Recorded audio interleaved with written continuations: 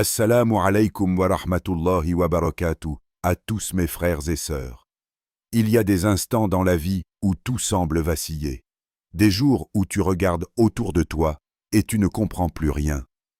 Tu observes les couples, les mariages, les fiançailles et tu te demandes « Pourquoi pas moi ?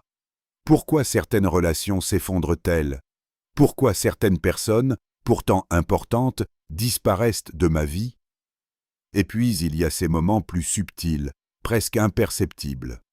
Une porte qui se ferme juste quand tu pensais pouvoir l'ouvrir, un silence qui s'installe là où tu attendais des réponses. Au premier abord, tu ressens la confusion, l'injustice, parfois même la colère. Mais si tu plonges plus profondément, tu découvres une vérité plus douce et puissante. Dans ce silence, Allah travaille sur ton cœur. Le mariage, dans l'islam, n'est pas un simple arrangement social ni une question de compagnie ou de confort. Il est un chemin spirituel, une amana, une responsabilité sacrée confiée par Allah à ceux qui se préparent à porter cette responsabilité. Ce n'est pas seulement un « nous » qui se forme, mais un processus qui transforme l'individu. Chaque douleur, chaque perte, chaque attente fait partie de cette transformation.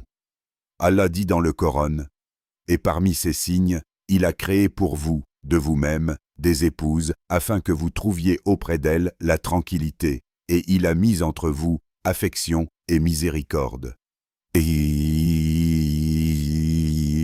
Coran 30-21. Avant que cette tranquillité ne se manifeste, il y a les épreuves. Parfois, elles sont évidentes, d'autres fois, elles sont subtiles. Une amitié qui se dissout, une attente prolongée, une déception silencieuse. Ces épreuves sont les ateliers où Allah façonne le caractère, purifie les intentions et prépare le cœur à aimer véritablement. Il y avait une jeune femme qui, chaque soir, récitait le Coran et demandait à Allah de la guider vers son futur époux. Pendant longtemps, elle se sentit seule, incomprise et même abandonnée. Puis, un jour, un incident mineur, une rencontre inattendue, changea le cours de sa vie.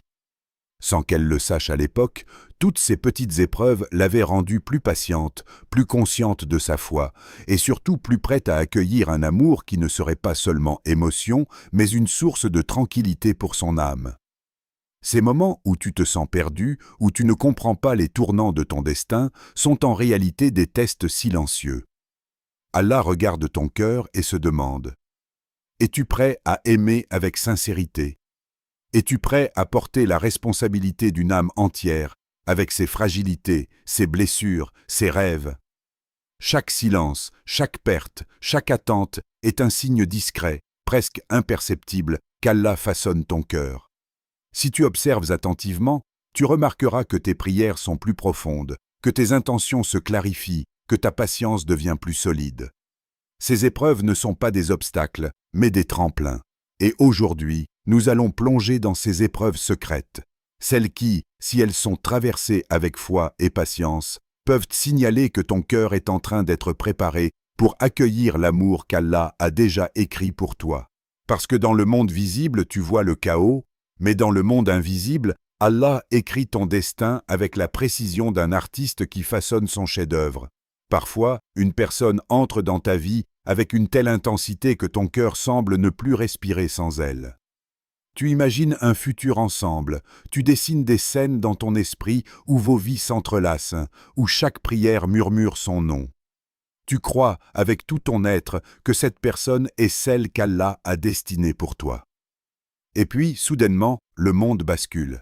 Les messages cessent, les appels disparaissent. Le silence envahit chaque coin de ton âme. À ce moment précis, ton cœur se brise. La douleur est immense, presque insupportable. Tu te sens perdu, trahi par le destin, comme si tout ce que tu avais construit dans ton esprit avait été balayé en un instant. Et pourtant, c'est précisément ici que se trouve la main silencieuse d'Allah, œuvrant à l'intérieur de toi, transformant ta peine en sagesse, ta perte en purification. Allah dit dans le Coran: « Il se peut que vous détestiez une chose alors qu'elle est un bien pour vous, et il se peut que vous aimiez une chose alors qu'elle est un mal pour vous. Allah sait, tandis que vous ne savez pas. » Coran 2:216. Combien de fois nous accrochons-nous à ce que nous aimons, aveuglés par nos désirs, sans percevoir la lumière que le destin tente de nous offrir à travers la séparation? La vérité, souvent difficile à accepter, est que certaines pertes sont en réalité des protections divines. Prenons l'histoire de cette jeune femme pieuse. Chaque nuit, elle priait ardemment, récitant des sourates, demandant à Allah que l'homme qu'elle aimait devienne son futur mari. 2 longues années passèrent dans l'espoir et la foi. Et pourtant, ce rêve fut brisé lorsque cet homme quitta sa vie sans explication. La douleur la submergea, et ses larmes semblaient inépuisables. Elle pensait que son cœur ne pourrait jamais guérir. Mais le temps et la sagesse d'Allah firent leur œuvre. Quelques années plus tard, elle rencontra un homme d'une intégrité profonde, respectueux de sa foi, patient et aimant. Quelqu'un qui, loin de simplement combler ses désirs, la rapprochait d'Allah. En repensant à cette première perte, elle murmura avec gratitude: « Si Allah m'avait donné ce que je voulais à ce moment-là, ma vie aurait été complètement différente. » Cette expérience enseigne une leçon essentielle. La perte n'est pas toujours une punition, mais souvent une purification. Le cœur que tu possédais auparavant, attaché à ce qui n'était pas destiné pour toi, n'était pas encore prêt à accueillir l'amour véritable. Allah retire parfois quelqu'un de ta vie non pour te blesser, mais pour préparer ton âme à la rencontre qui lui est réellement destinée. Alors, pose-toi cette question profondément sincère. Et si la personne que tu as perdue n'était qu'une étape dans le processus divin de purification de ton cœur? Et si ce détachement, aussi douloureux soit-il, était le moyen par lequel Allah ouvre ton cœur à un amour qui sera parfaitement aligné avec ta foi et ton destin? Il arrive que la perte se transforme en bénédiction silencieuse. Le vide que tu ressens, le silence qui t'entoure, sont autant de signes subtils qu'Allah prépare ton cœur. Il fait de la place pour la personne qui ne sera pas simplement aimée, mais aimante et compatissante. La prochaine fois que ton cœur saigne, souviens-toi. Ce vide est peut-être le lieu sacré où Allah réserve ton bonheur futur. La solitude. Un mot qui fait naître une sensation étrange dans le cœur. Pour beaucoup, elle évoque le vide, la tristesse, la peur. Elle semble lourde, presque insupportable, surtout lorsque tu observes autour de toi les vies qui s'entrelacent avec aisance, des mariages éclatants, des fiançailles célébrées, des couples qui rient et se tiennent de la main. Et toi, tu restes là, dans ton silence, te demandant « Pourquoi pas moi? Pourquoi mon cœur doit-il attendre si longtemps ?» Mais ce que beaucoup ignorent, c'est que la solitude n'est pas un désert stérile, c'est un atelier, un lieu sacré où Allah travaille discrètement, mais avec une précision infinie, pour façonner l'âme. Dans ce silence, tu n'es pas abandonné, tu es préparé. Allah dit dans le Coran, « Certes, Allah est avec les patients. » Coran 253. Chaque jour de solitude, chaque instant où tu ressens l'absence d'un compagnon, est un enseignement subtil de la patience. La patience n'est pas seulement l'attente, c'est la capacité à rester ferme, à se fortifier et à cultiver la foi même lorsque tout semble stagner. Un homme pieux disait souvent « La solitude est l'atelier où Allah prépare les grandes destinées », et il avait raison. Dans ces moments où tu es seul, loin de toute distraction, tu découvres la richesse cachée de ton propre cœur. Tu apprends à te connaître véritablement, à identifier les blessures que tu portes encore, à comprendre tes faiblesses et à les confier à Allah. La solitude devient un miroir. Tu te vois tel que tu es, mais aussi tel que tu peux devenir. C'est dans ces moments que la foi se renforce. Les prières, les larmes, les méditations deviennent plus profondes. Tu commences à comprendre que le bonheur ne dépend pas de quelqu'un d'autre, que ta sérénité ne doit pas être entre les mains d'une autre personne. Car si tu n'es pas en paix seul, comment pourrais-tu offrir la paix à quelqu'un d'autre dans un mariage? Il y a l'histoire de cette femme pieuse qui se sentait abandonnée pendant des années. Chaque fête semblait un rappel cruel de son isolement. Mais dans ces années, elle apprit à se parler à elle-même avec douceur, à nourrir son cœur de prières sincères et à écouter attentivement la voix d'Allah. Quand enfin elle rencontra son futur mari, elle n'était pas seulement prête à aimer, Elle était prête à partager une tranquillité profonde, une stabilité intérieure que seule la patience et la solitude peuvent créer. Alors, prends un moment pour regarder ta propre solitude. Ne la fuis pas, ne la maudis pas. Observe-la comme un terrain fertile. Chaque instant est un pas vers la version de toi-même capable d'aimer correctement. Chaque prière, chaque silence, chaque larme contient une semence de maturité spirituelle. Et si, au lieu de voir ton attente comme une épreuve, tu la voyais comme l'atelier secret où Allah construit ton cœur pour le mariage qui t'est destiné? La solitude n'est pas une punition. Elle est une préparation divine, une patience sculptée par Allah pour que, le jour où l'amour véritable se présentera, ton cœur soit prêt à accueillir non seulement une personne, mais une paix durable, un lien sacré et une union bénie par la foi. Le mariage est un désir universel. Presque tout le monde, à un moment de sa vie, souhaite trouver un compagnon, quelqu'un avec qui partager ses journées, ses espoirs, ses peines.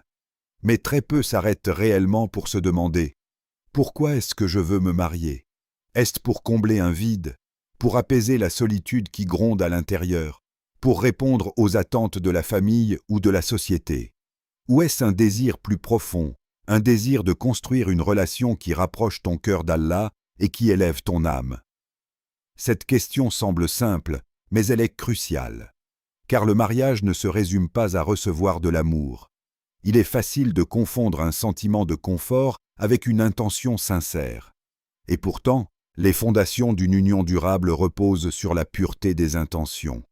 Le prophète, que la paix et le salut d'Allah soient sur lui, a dit « Les actions ne valent que par leurs intentions ». Ce hadith n'est pas seulement un rappel spirituel. C'est un guide pour le cœur avant de se lancer dans un engagement aussi profond. Un engagement qui transforme non seulement ta vie quotidienne, mais ton âme elle-même. Imagine un homme qui demande à un savant « Comment savoir si je suis prêt pour le mariage ?»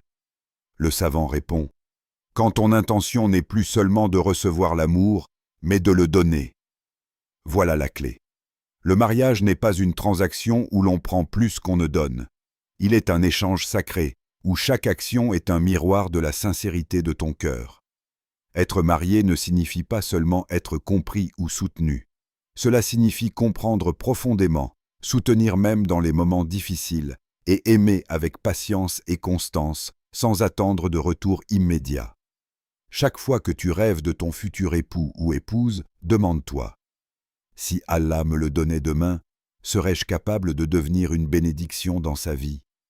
Pas seulement un compagnon agréable, mais une force spirituelle qui aide l'autre à grandir dans la foi, la patience et la miséricorde. Il y a une histoire qui illustre cette vérité. Un jeune homme pieux priait depuis des années pour rencontrer une épouse qui partage sa foi et ses valeurs.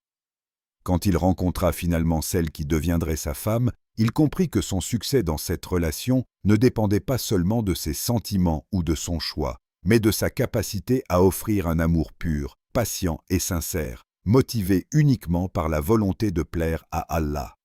Chaque geste, chaque parole, chaque décision devenait un reflet de son intention initiale. Le mariage est un voyage intérieur autant qu'un voyage partagé. Il commence par la purification de l'intention, car ce que tu portes dans ton cœur détermine non seulement la qualité de ton mariage, mais aussi la bénédiction qu'Allah y mettra. Alors, prends un moment pour regarder à l'intérieur de toi. Observe tes désirs, tes motivations, tes rêves. Demande-toi honnêtement, suis-je prêt à donner, à sacrifier, à aimer au-delà de mes propres besoins? Parce qu'avant qu'Allah ne t'unisse à quelqu'un, il prépare ton cœur et il teste la sincérité de ce que tu portes déjà en toi.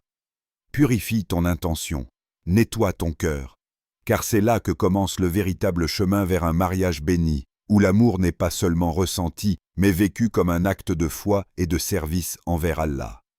L'attente est une épreuve silencieuse, mais intense. C'est un poids invisible sur ton âme, un murmure constant dans ton cœur. Pourquoi pas maintenant? Pourquoi moi? Dans ce monde où tout va vite, où la gratification immédiate est devenue la norme, l'attente semble presque insupportable. Chaque annonce de mariage, chaque sourire partagé par un couple, chaque célébration que tu observes autour de toi, devient un rappel cruel de ce que tu désires, mais que tu n'as pas encore reçu. Et pourtant, cette épreuve n'est pas un hasard. Elle est un test subtil, un feu invisible que seul Allah peut allumer pour purifier ton cœur et préparer ton destin. Le destin ne se plie pas à l'impatience humaine. Il suit la sagesse d'Allah, qui connaît le moment exact où tout doit se produire.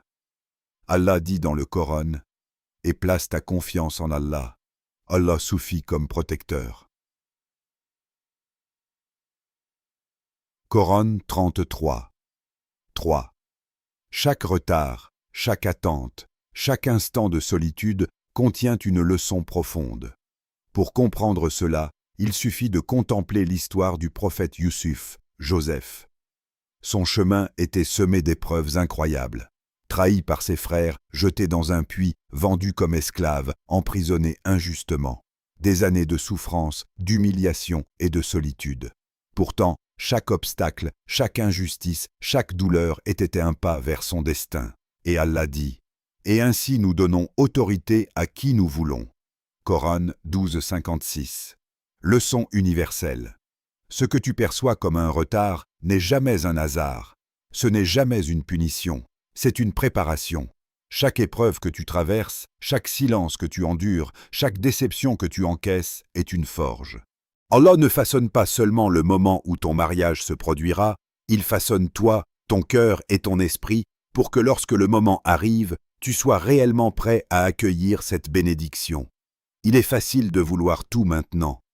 Mais le vrai mariage, celui qui dure et qui rapproche de la paix intérieure, n'arrive pas seulement quand tu le souhaites. Il arrive quand deux cœurs sont prêts au même moment, quand deux âmes ont traversé leurs propres épreuves, quand les intentions ont été purifiées et la patience cultivée. Alors regarde ton attente avec un autre regard. Ne la subis pas, ne la maudis pas. Chaque larme, chaque soupir, chaque moment de doute est un outil que Allah utilise pour préparer ton cœur. Il se peut que le mariage que tu souhaites précipitamment aurait brisé ton cœur ou éloigné ton âme de la tranquillité qu'Allah veut pour toi. Demande-toi, et si ce retard n'était pas un obstacle, mais un cadeau? Et si chaque moment où tu as dû attendre était une main divine guidant ton cœur vers la personne qui te convient vraiment? Le mariage parfait, celui qui apportera paix et sérénité, ne se trouve pas seulement dans le désir. Il se trouve dans la patience, la foi et la préparation silencieuse, dans l'acceptation que le calendrier d'Allah est parfait, même lorsque ton cœur se sent impatient. Parce qu'au moment où tout semble long et inutile, c'est précisément là qu'Allah sculpte la version de toi capable de vivre un amour qui durera, qui guérira et qui rapprochera ton âme de sa lumière. Beaucoup de gens prient pour rencontrer un bon époux ou une bonne épouse. Ils écrivent des listes dans leur esprit. Qu'il soit pieux, qu'elle soit douce, qu'il m'aime, qu'elle soit compréhensive. Et pourtant, une vérité essentielle échappe à la majorité. Tu dois d'abord devenir cette personne. Il ne suffit pas de souhaiter un cœur pur si le tien n'est pas encore préparé. Il ne suffit pas de demander patience, fidélité et amour sincère si toi-même tu ne possèdes pas ces qualités dans leur forme la plus profonde. Allah dit dans le Coran, « Les femmes vertueuses sont pour les hommes vertueux et les hommes vertueux sont pour les femmes vertueuses. » de Coran 24-26. Chaque prière que tu fais pour l'amour doit être accompagnée d'un travail intérieur. Un homme pieux répétait souvent « Ne cherche pas seulement la bonne personne, deviens la bonne personne. » Ces mots ne sont pas un simple conseil. Ils sont un guide vers la transformation spirituelle, car le destin attire souvent les cœurs similaires. Si tu désires quelqu'un qui aime Allah avec intensité et sincérité, alors commence par nourrir ton amour pour Allah. Que chaque action, chaque pensée, chaque intention soit une manifestation de ton engagement envers lui. Si tu désires quelqu'un de patient, apprends à cultiver ta propre patience. Si tu désires quelqu'un de loyal, sois loyal envers tes engagements, envers ta parole, envers ton cœur. Il ne s'agit pas seulement d'être moralement correct ou de cocher des cases. Il s'agit de transformer ton âme, de purifier ton cœur, de façonner ton caractère pour qu'il puisse accueillir un amour béni et durable. Parce qu'un mariage qui commence sans cette préparation intérieure est comme une maison construite sur du sable. belle en apparence, mais fragile face aux tempêtes de la vie. Pense un instant à la personne que tu attends. Elle est peut-être en train de passer exactement par le même processus que toi. Peut-être qu'Allah travaille silencieusement sur son cœur, purifiant ses intentions, renforçant sa patience, affinant sa foi. Peut-être que les épreuves qu'elle traverse sont le miroir des tiennes, et que le moment où vos chemins se croiseront sera un point de rencontre parfait, non pas par hasard, mais par la sagesse infinie d'Allah. Le destin amoureux n'est pas un événement extérieur que tu subis. Il est un reflet de ce que tu es intérieurement. Plus tu deviens la personne que tu souhaites voir à tes côtés, plus tu attires ce qui est vraiment destiné pour toi.